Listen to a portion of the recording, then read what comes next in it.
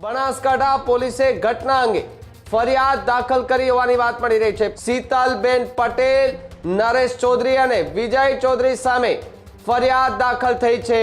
પત્રકાર દિલુ ચૌધરી અને રમેશ ચૌધરી સામે પણ ફરિયાદ દાખલ કરવામાં આવી છે। 800 થી 1000 ના ટોળા સામે ફરિયાદ નોંધાઈ છે। થરા પોલીસ મથકે એક્શન મોડની અંદર આવ્યું છે। ગતરોજ ટીયર ગેસના સેલ છોડવામાં આવ્યા હતા।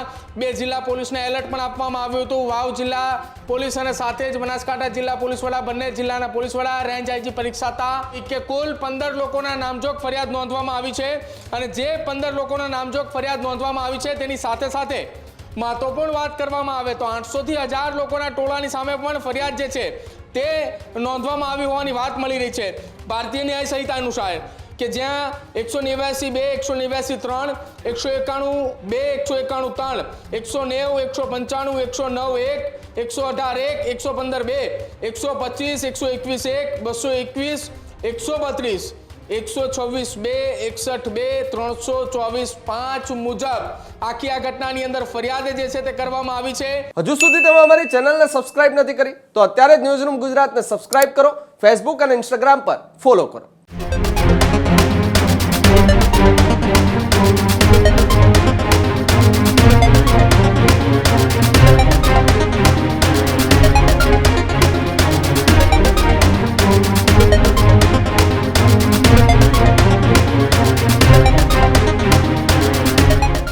ગામે પોલીસ અને ચૌધરી સમાજના આગેવાનોની બબાલ મામલે સૌથી મોટી અપડેટ મળી રહી છે।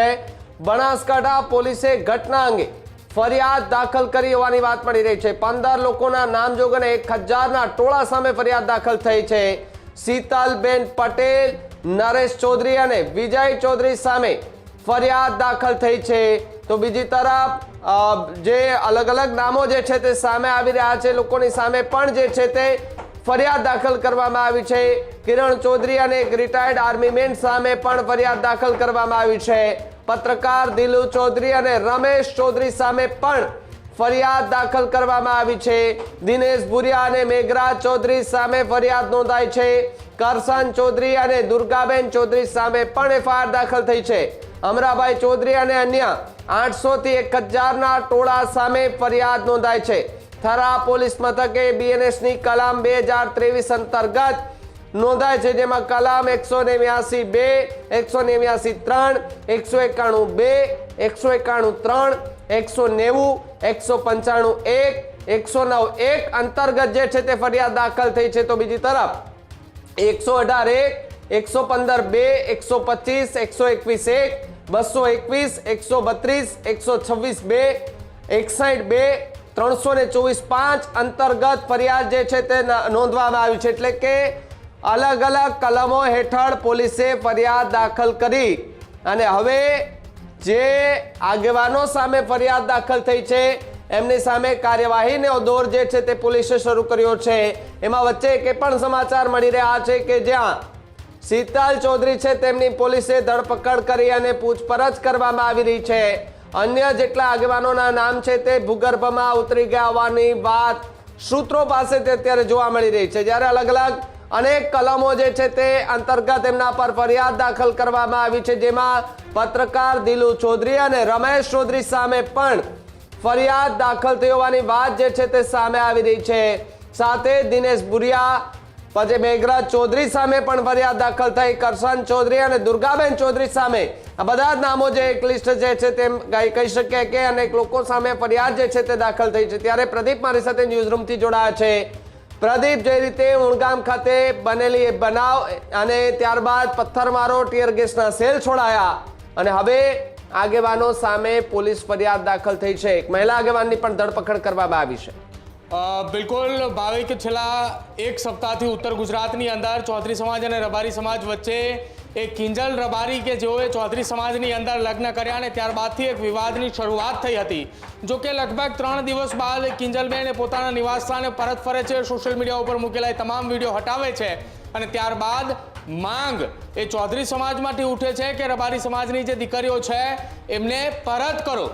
અને એક વાત એ રૂની ગામથી શરૂઆત થાય છે। રૂની ગામની અંદરથી એક વૃદ્ધ વડીલ અને તેમના ધર્મપત્ની દ્વારા એક વિડીયો બનાવવામાં આવે છે અને ઠાકરસિંહ રબારી પાસે મદદ માંગવામાં આવે છે કે અમારી દીકરી અમને પરત કરો, 2 વર્ષ પહેલાં તેના પ્રેમ લગ્ન થયેલા છે.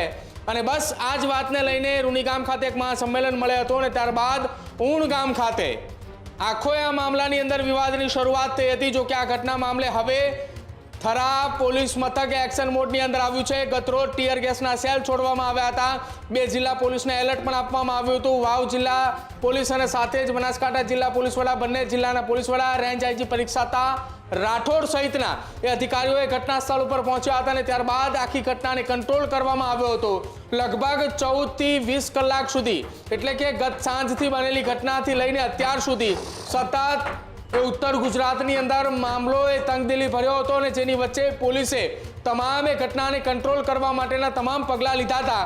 ટીયર ગેસના સેલ છોડવાની પણ ફરજ પડી હતી અને તમામની વચ્ચે જે ફરિયાદ નોંધવામાં આવી છે, મહત્વપૂર્ણ વાત અહીંયા કહી શકાય ભાવિક કે કુલ 15 લોકોના નામજોગ ફરિયાદ નોંધવામાં આવી છે અને જે 15 લોકોના નામજોગ ફરિયાદ નોંધવામાં આવી છે તેની સાથે સાથે મહત્વપૂર્ણ વાત કરવામાં આવે તો 800 થી 1000 લોકોના ટોળાની સામે પણ ફરિયાદ જે છે તે નોંધવામાં આવી હોવાની વાત મળી રહી છે. જે 15 લોકોની સામે ફરિયાદ નોંધાઈ છે જેમાં શીતલબેન ચૌધરી છે, રહેઠાણ તેમનું ગાંધીનગર, ત્યારબાદ નરેશભાઈ ખેતાભાઈ ચૌધરી, રહેઠાણ તેમનું ડીસા, વિજયભાઈ શંકરભાઈ ચૌધરી જેમનું રહેઠાણ હારીજ છે, બારમાલભાઈ જેવતાભાઈ જેમનું રહેઠાણ સાંતલપુર, સાથે જ ભરતભાઈ હેમાભાઈ ચૌધરી છે, ત્યારબાદ અલ્પેશભાઈ ચૌધરી અને સાથે જ એક રિટાયર્ડ આર્મી મેન જે છે તેમની પણ આ કેસની અંદર આરોપી તરીકે નામ જે છે તે નામજોગ ફરિયાદની અંદર ઉલ્લેખ કરાયો છે. કિરણભાઈ ચેલાભાઈ ચૌધરી છે, ત્યારબાદ પત્રકાર દિલુ ચૌધરી અને રમેશ ચૌધરીનું નામ પણ જે છે તે આની અંદર ઉલ્લેખ કરવામાં આવ્યું છે.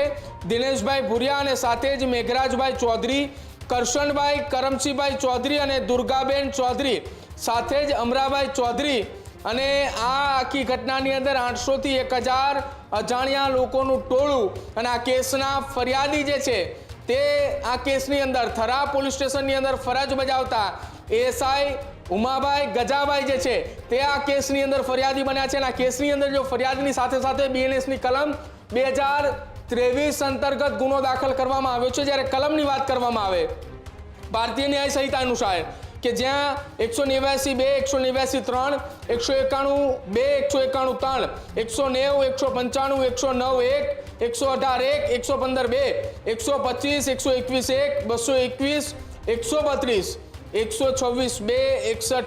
324(5) મુજબ આખી આ ઘટનાની અંદર ફરિયાદ જે છે તે કરવામાં આવી છે. અને હવે આ ફરિયાદના આધારે થરા પોલીસની ટીમ અને સાથે જ બનાસકાંઠા અને વાવથરા જિલ્લા પોલીસની ટીમે આખી આ સમગ્ર ઘટના મામલે કાયદાકીય તપાસની શરૂઆત કરી છે. જો કે આ કેસની અંદર જિલ્લા એસઓજી, એલસીબી સહિતની ટીમો પણ તપાસની અંદર લાગી ચૂકી છે. મહત્વપૂર્ણ વાત એ કહી શકાય કે આ ઘટનાની અંદર અત્યાર સુધીની વાત કરવામાં આવે તો અનેક લોકોને ડિટેન કરવામાં આવ્યા છે, પરંતુ જે નામજોગ ફરિયાદ દાખલ કરવામાં આવી છે તેમાં શીતલબેન ચૌધરીની ધરપકડ થઈ હોવાના સમાચાર મળી રહ્યા છે. હજુ પણ આવનારા સમયની અંદર એટલે કે લગભગ આ સાંજ સુધીની અંદર મોટા ભાગના લોકોની ધરપકડ કરવામાં આવી તેવી શક્યતાઓ વ્યક્ત કરવામાં આવી રહી છે. પરંતુ હવે જોવાનું રહેશે કે આ ઘટનાની અંદર જે ફરિયાદ દાખલ કરવામાં આવી છે તેમની ક્યાંથી ધરપકડ કરવામાં આવે છે, ક્યાંથી એ લોકો મળી આવે છે અને જે 800 થી 1000 લોકોના ટોળાની સામે ફરિયાદ નોંધવામાં આવી હતી કે જેમાં બંને જિલ્લાની પોલીસ, એલસીબી, એસઓજીની ટીમ સોશિયલ મીડિયાની અંદર વાયરલ વિડીયો અને સાથે જ જે સભા સ્થળ ઉપરના વિડીયો હતા તેના ઉપરથી આઈડેન્ટિફિકેશન કરવાની શરૂઆત કરી દેવામાં આવી છે અને તેમની પણ ધરપકડ જલ્દીથી જલ્દી થાય તે માટેની ગતિવિધિઓ તેજ કરવામાં આવી છે. ભાવિક પ્રદીપ, એક વાત એ પણ કે ગઈકાલે જ્યારે ગર્જનદમાં ઠાકરસિંહ રબારી બેઠા હતા ત્યારે એમણે પણ આરોપ લગાવ્યો હતો કે દિલુ ચૌધરી અને રમેશ ચૌધરી જે છે તે ભડકાઉ ભાષણ કરી રહ્યા હતા. તે દરમિયાન પણ જે છે તે ઉશ્કેરણીજનક ભાષણ કરી રહ્યા હતા. આ પ્રકારનો આરોપ એ રબારી સમાજના આગેવાન જે છે ઠાકરસિંહ રબારી પણ લગાવી રહ્યા હતા. બિલકુલ, ઠાકરજીભાઈ રબારીએ લગભગ 4 થી 5 લોકોની સામે નામજોગ આરોપ લગાવવામાં આવ્યા હતા, જેની અંદર 2 પત્રકાર અને સાથે જ શીતલબેન ચૌધરીનું તેમણે નામ લયું હતું. ન્યૂઝરૂમના એ ગર્જનાથ શોની અંદર જ્યારે તેઓ ઉપસ્થિત હતા એ દરમિયાન પણ તેમણે આ 4 થી 5 લોકોના નામ લીધા હતા. જોકે નામની વચ્ચે દિલુ ચૌધરીએ ઠાકરસિંહભાઈ રબારીને એ ચાલુ ડિબેટની અંદર પણ જવાબ આપ્યો હતો કે આ ઘટનાની અંદર મેં કોઈ જગ્યાએ ભાષણ નથી આપ્યું, મેં કોઈ પણ જગ્યાએ નિવેદન પણ નથી આપ્યું. જોકે રમેશ ચૌધરીએ પણ કહ્યું હતું કે મેં ક્યાંય ભડકાઉ ભાષણ કે મેં કોઈ એવું પ્રકારનું નિવેદન નથી આપ્યું કે જેના કારણે સમાજની અંદર આક્રોશ જોવા મળે. પરંતુ આખી આ ઘટનાની મામલે હવે થરાદ પોલીસ મથકની અંદર ફરિયાદ દાખલ કરવામાં આવી છે. ફરિયાદને એ કયા હેતુથી ને આવનારા દિવસોમાં એ ખુલાસો થશે કે જે ફરિયાદની અંદર દાખલ કરાયેલા નામ 15 લોકોના નામજોગ છે, બાકીના 800 થી 1000 લોકોના સામે, અજાણ્યા લોકોની સામે, ટોળા સામે ગુનો નોંધાયો છે. કયા લોકોની શું ભૂમિકા છે આ કેસની અંદર, તપાસ અને રિમાન્ડની અંદર ખુલાસાઓ થાય તેવી શક્યતાઓ વ્યક્ત કરવામાં આવી રહી છે. પરંતુ હાલ બનાસકાંઠા જિલ્લા પોલીસ અને વાવ થરાદ જિલ્લા પોલીસની ટીમ આ સમગ્ર ઘટના મામલે તપાસનો ધમધમાટ તેજ કરે છે. બિલકુલ બિલકુલ આભાર પ્રદીપ જોડાવા બદલ અને માહિતી બદલ. ત્યારે જ ન્યૂઝરૂમ ગુજરાતની યુટ્યુબ ચેનલને સબસ્ક્રાઇબ કરો અને ઇન્સ્ટાગ્રામ અને ફેસબુક પર ફોલો કરો. અપડેટ રહો, સત્યની સાથે રહો.